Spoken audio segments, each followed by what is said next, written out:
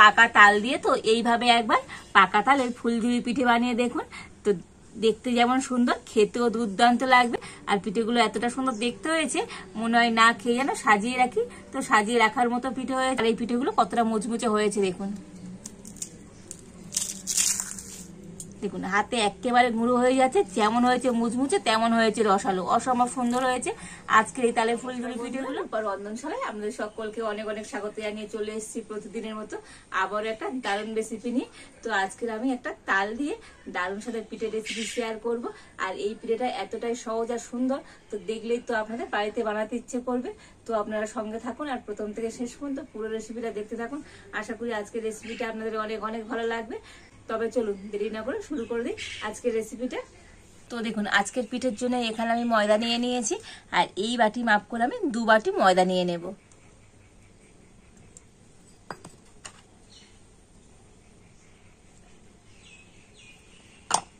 তো ময়দার মধ্যে দিয়ে দেব পরিমাণ মতো লবণ, দিয়ে দেব সাদা তেল। তো এখানে আমি 3 চামচের মতো সাদা তেল দিয়ে দিচ্ছি। আর এবার আমি ময়দাকে খুব ভালো করে ময়ম করে নেব। তো এখানে তেলের পরিমাণটা একটু বেশি করে দিতে হবে। আর এবার আমি হাতে এরকম ঘষে ঘষে সুন্দর করে ময়ম করে নেব। তো দেখুন ময়দাটাকে খুব সুন্দর করে ময়ম করে নিয়েছি।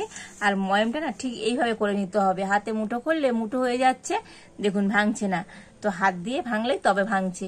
তো এইভাবে করে কিন্তু ময়দাটাকে ময়ম করে নিতে হবে। আর এবার আমি এখানে নিয়ে নিয়েছি তালের পাল্প। তো তালের পাল্পটা আমি আগে থেকে বার করে রেখে দিয়েছিলাম। আর এবার আমি ময়দাটা এই তালের পাল্প দিয়ে মেখে নেব। তো এখানে আমি হাফ বাটি তালের পাল্প নিয়েছি, তবে একেবারে পুরোটা দেবো না, অল্প অল্প করে দিয়ে আর ময়দাটাকে মেখে নেব।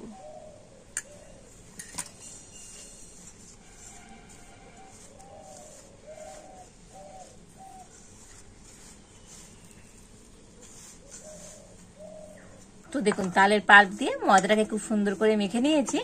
আর দেখুন খুব একেবারে টাইট নয়, খুব নরম নয়, ঠিক এইভাবে করে কিন্তু মেখে নিতে হবে। আর এবার আমি এই ময়দার ডোটা 5 মিনিটের জন্য ঢাকা দিয়ে রেখে দেব। তো 5 মিনিট পর আমি ডোটা থেকে ঢাকাটা খুলে নেব। আর দেখুন ডোটা কিন্তু আগের থেকে আরো খুব সুন্দর সফট হয়ে গিয়েছে। আর আবার আমি হাত দিয়ে একটু মেখে নেব। আর এবার আমি এটা দিয়ে লেচি কেটে নেব। তো এইরকম সাইজের আমি মানে একটু ছোট সাইজের 3টে লেচি আমি কেটে নিলাম। আর এবার আমি একটা লেচি নিয়ে হাতে এরকম সুন্দর করে গোল করে নিচ্ছি। আর এবার এটাকে আমি বেলে নেব। তো এখানে আমি কর্নফ্লাওয়ার নিয়েছি, তো কর্নফ্লাওয়ার দিয়ে বেলে নেব। তো আপনারা একটু কর্নফ্লাওয়ার দিয়ে বেলার চেষ্টা করবেন, এতে করে পিঠেটা খুব সুন্দর হবে। তো একান্ত যদি আপনাদের হাতের কাছে কর্নফ্লাওয়ার না থাকে তখনই আমরা ময়দা দিয়ে বেলে নেবেন।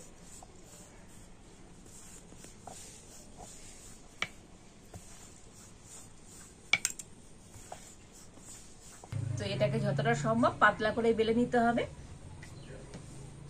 তো আমি একটু পাতলা করেই বেলে নিচ্ছি।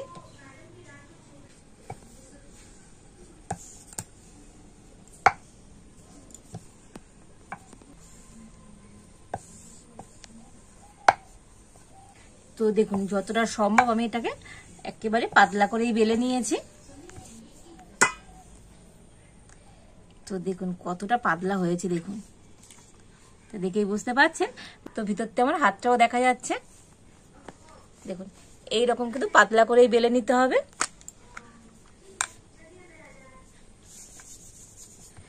আর এবার আমি এই রুটির উপর দিয়ে দেব সাদা তেল।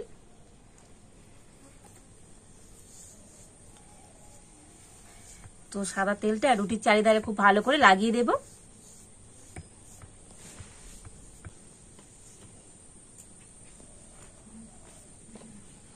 আর এবারে দিয়ে দেব কর্নফ্লাওয়ার।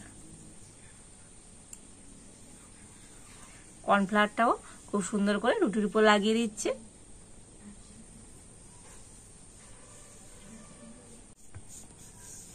তো দেখুন কর্নফ্লাওয়ারটা খুব সুন্দর করে উপর দিয়ে দিয়েছি। আর এবার এটাকে আমি ভাঁজ করে নেব। এই সাইডটা আমরা ভাঁজ করে দিলাম, আর এই সাইডটাও একইভাবে ভাঁজ করে দেব। আর এটার উপরে একটুখানি সাদা তেল আমি দিয়ে দেব।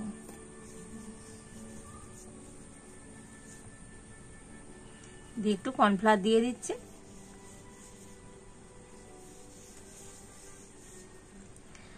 আর এবার এটাকে নিয়ে এইভাবে মুড়ে দেব। ওই একইভাবে অল্প একটু সাদা তেলও দিয়ে দেব, মানে একটা করে ভাঁজ করব, আর এইভাবে একটু করে সাদা তেল আর কর্নফ্লাওয়ার দিয়ে দিতে হবে।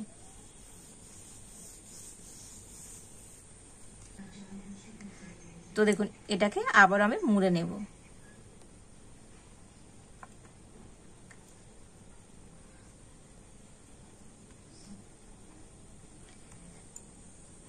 তো দেখুন এইভাবে করে মুড়ে নিতে হবে।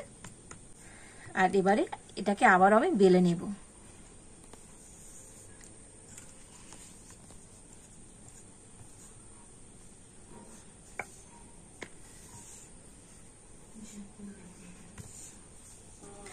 তো দেখুন এবার আমি আবারও বেলে নিয়েছি, তবে আগের মতো আর অত পাতলা করে বেলবো না, একটু মোটা করে বেলে নিতে হবে। আর এবার আমি ছুরি দিয়ে এটাকে কেটে নেব। তো প্রথমে আমি চার সাইডটা একটু সমান করে কেটে নেব।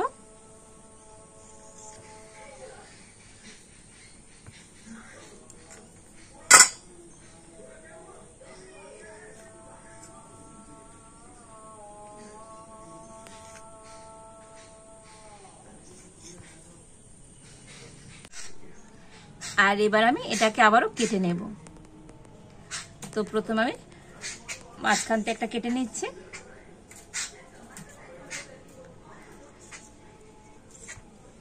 দেখুন তো এইভাবে করে কেটে নিয়েছি। আর এবারে এটাকে একটা করে নিয়ে নেব। আর এখানে আমি একটু সুতো নিয়েছি, তো এগুলোকে সুতো দিয়ে বেঁধে দেব। তবে একেবারে মাঝ বরাবর আমি একটা এভাবে গিট দিয়ে দেব।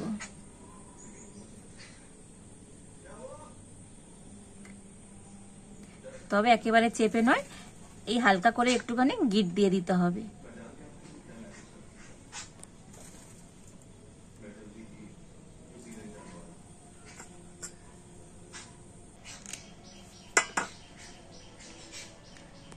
তো দেখুন মাঝ বরাবর আমি একটা এইভাবে গিট দিয়ে দিয়েছি। তো দেখুন তো এই সবকটা পিঠেকে আমি এইভাবে একইভাবে সুতো দিয়ে কিন্তু গিট দিয়ে দিয়েছি।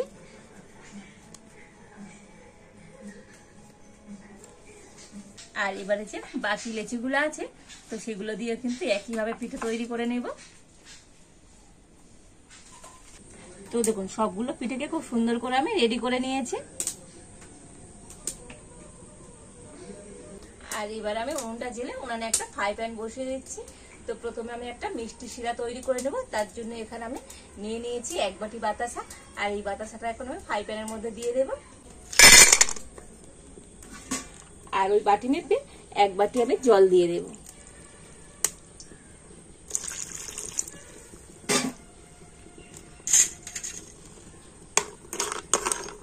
আর এবারে জলের সাথে বাতাসাটাকে খুব ভালো মতো গুলে নেব।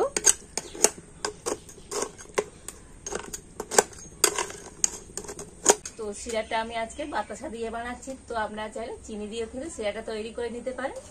আর এভাবে আমি নাড়াচাড়া করে না একটা সুন্দর চিটচিটে শিরা তৈরি করে নেব। তো দেখুন শিরাটা এইভাবে তৈরি করে নিতে হবে। তো হাত দিয়ে একটু দেখে নেবেন, একটু কিন্তু চিটচিটে ভাব এসছে, দেখুন একটু চিটচিট করছে। তো যখন চিটচিট করবে তখন এই শিরাটা নামিয়ে নিতে হবে। তো আজকে আমার শিরাটা একেবারে রেডি হয়ে গিয়েছে। আর এখন আমি নামিয়ে নেব।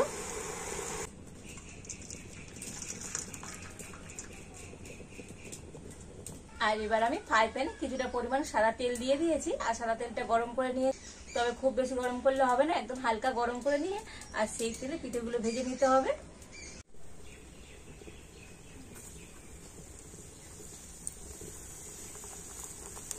তবে খুব বেশি পিঠে দেবো না, 2টো করে পিঠে দিয়ে আমি ভেজে নেব। আর পিঠেগুলোকে একটু এইভাবে ধরে আর এইরকম তেলটা নিয়ে আর এইভাবে ছিটিয়ে ছিটিয়ে দিতে হবে। দিলে তো এই লেয়ারগুলো কিন্তু খুব সুন্দরভাবে খুলে যাবে। তবে এই সময় উনুনের জাল কিন্তু একেবারে হালকা করে দিতে হবে, একেবারে হালকা জাল দিয়ে আর এই পিঠেগুলোকে সুন্দর করে কিন্তু ভেজে নিতে হবে।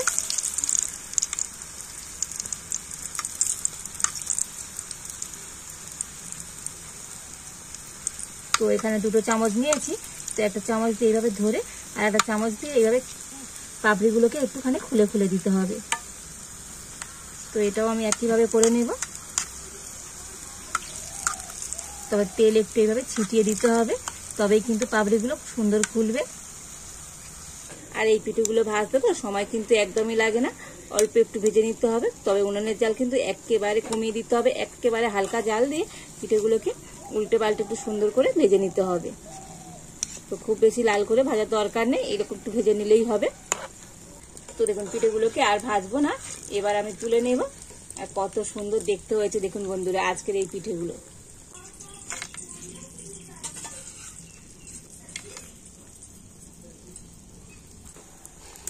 তো আর একটা পিঠে আমি দিয়ে দিয়েছি, আর এটাও কিন্তু একইভাবে আমি করে নেব।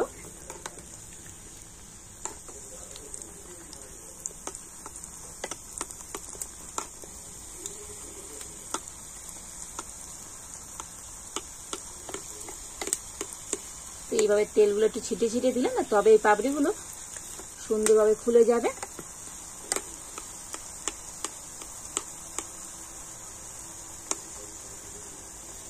তো আপনারা একটা একটা করে নেবেন, দেখবেন খুব সুন্দর হবে। তো 2টো করে একসাথে দিলে না অতটা মানে ভালোভাবে খোলা যাচ্ছে না, মানে একটা পাপড়ি খুলতে গেলে আর একটা একটু বেশি ভাজা হয়ে যাচ্ছে। তো সেই জন্য একটা একটা করে এইভাবে সুন্দর করে কিন্তু ভেজে নিতে পারবেন। একটা পিঠে খুব সুন্দর করে আমি ভেজে নিয়েছি, আর কত সুন্দর দেখতে হচ্ছে দেখুন বন্ধুরা আজকের এই ফুলঝুরি পিঠেগুলো, অসম্ভব সুন্দর লাগছে দেখতে।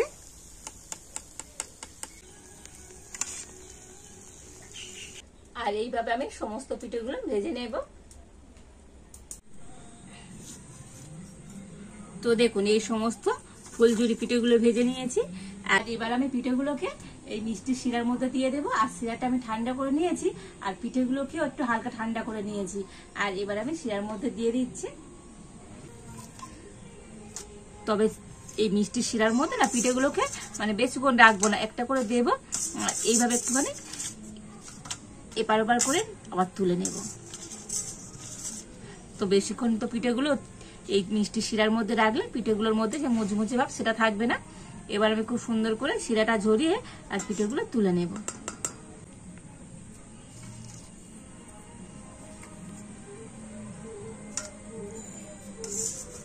তো একে একে প্রত্যেকটা পিঠে আমি এইভাবে মিষ্টি শিরার মধ্যে ডুবিয়ে আর তুলে নেব।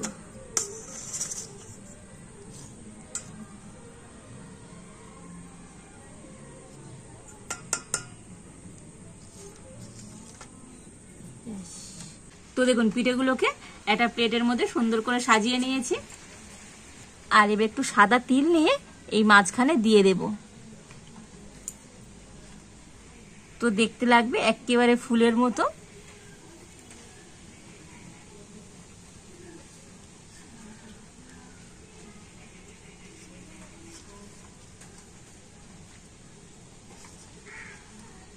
তো প্রত্যেকটা পিঠের মাঝ বরাবর আমি একটু করে সাদা তিল দিয়ে দিচ্ছি।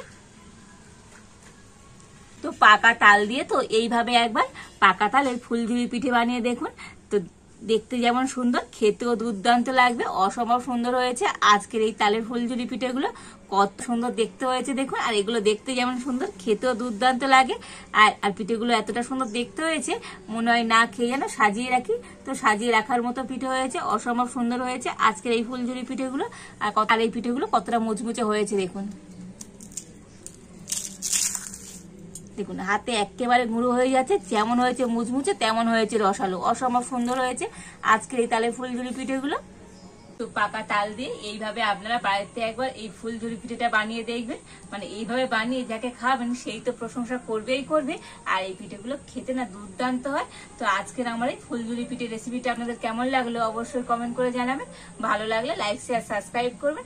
আজ এই পর্যন্ত, আপনারা ভালো থাকুন, সুস্থ থাকুন, দেখা হচ্ছে নতুন কোন একটা রেসিপি নিয়ে।